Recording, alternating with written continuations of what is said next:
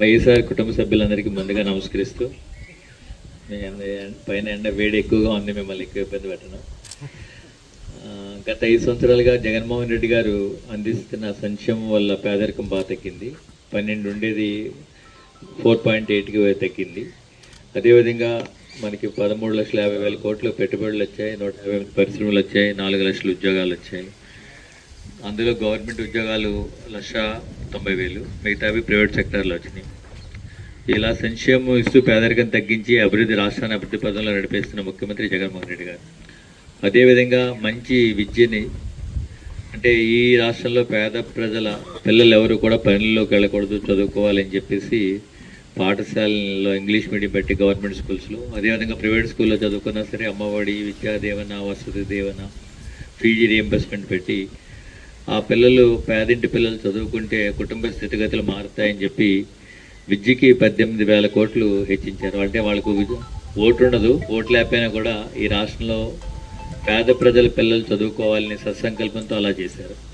అదేవిధంగా వైద్యం, సాధారణంగా మనం ఎప్పుడైనా అప్పుల పాలయ్యేది సాధారణ కుటుంబీకులు ఎవరైనా ఒకటి ఆ పిల్లల్ని చదివించడానికి అప్పులు చేస్తారు, రెండోదేమో ఏమైనా వ్యాధుల బారిన పడితే హాస్పిటల్ ఖర్చుకి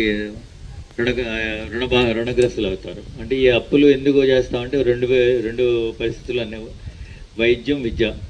సో ఈ రెండు కూడా జగన్మోహన్ రెడ్డి గారు ఆలోచించి ఆరోగ్యశ్రీని 25 లక్షలు పెంచి ప్రతి ఊరిలోనూ ఒక విలేజ్ క్లినిక్ పెట్టి 5 మెడికల్ కాలేజీలు స్థాపించి వైద్యాన్ని కూడా అత్యధిక ఇంపార్టెన్స్ ఇచ్చిన వ్యక్తి జగన్మోహన్ రెడ్డి గారు. అదేవిధంగా అగ్రకులాల్లోని పేదలకు కూడా ఈబీసీ నేస్తం, కాపు నేస్తం ఇచ్చారు. బీసీలకు కూడా ఈరోజు పార్లమెంటు సీట్లు 11 మందికి ఇచ్చారు. 25 సీట్లలో 11 మంది బీసీలకే ఇచ్చారు. సో ఇలా అభివృద్ధి పదంలో నడిపిస్తున్న జగన్మోహన్ రెడ్డి గారిని మనం అందరం కాపాడుకోవాలి. అదేవిధంగా జక్కంపూడి రాజా గతంలో ఇటువైపు రావాలంటే భయం వేసేది నాకు కూడా. సీతానగరం ఆశ్రమానికి అప్పుడప్పుడు వచ్చేవాడిని నేను. సో ఈ రోడ్లు అసలు బాగుండేవి, ఎలాంటి భయం వేసేది. సో రాజానగరాన్ని గతానికి ఇప్పటికీ చాలా తేడా ఉంది. సో రాష్ట్రంలోనూ మన నియోజకవర్గంలో కూడా తేడా గమనించి మీరందరూ, నేను చెప్పిన విషయాలు మీకు అందరికీ బాగా తెలుసు, నేను తెలియదని చెప్పట్లేదు. ఇదే విషయాన్ని ఇందాక సార్ చెప్పినట్టుగా మనం ఎక్కడ కూర్చున్నా కూడా 10 మందిలో ఇదే విషయాలు మాట్లాడుకుంటే ఓ పాజిటివ్ వేవ్ క్రియేట్ అవుద్ది. తెలుగుదేశం వారు, మిగతా కూటమి కూడా అబద్ధాలు ప్రచారాలు చేస్తున్నారు. వాటిని తిప్పికొట్టాలి అంటే మనం ఎక్కడ కూర్చున్నా సరే మనం చేసిన అభివృద్ధి గురించి మాట్లాడితే ఒక పాజిటివ్ వేవ్ క్రియేట్ అవుద్ది. సో రానున్న రోజుల్లో మనం అద్భుత విజయం సాధిస్తాం. మళ్ళా మనం ఈ రాష్ట్రాన్ని ప్రగతి పదంలో నడిపించవచ్చు. అదేవిధంగా నేను ఇందాక అందరూ చెప్పినట్టుగా నేను స్థానికంగానే మీకు 10 కిలోమీటర్ల దూరంలో ఉంటాను. ఏ టైంలో వచ్చినా సరే నేను అవైలబుల్గా ఉంటాను.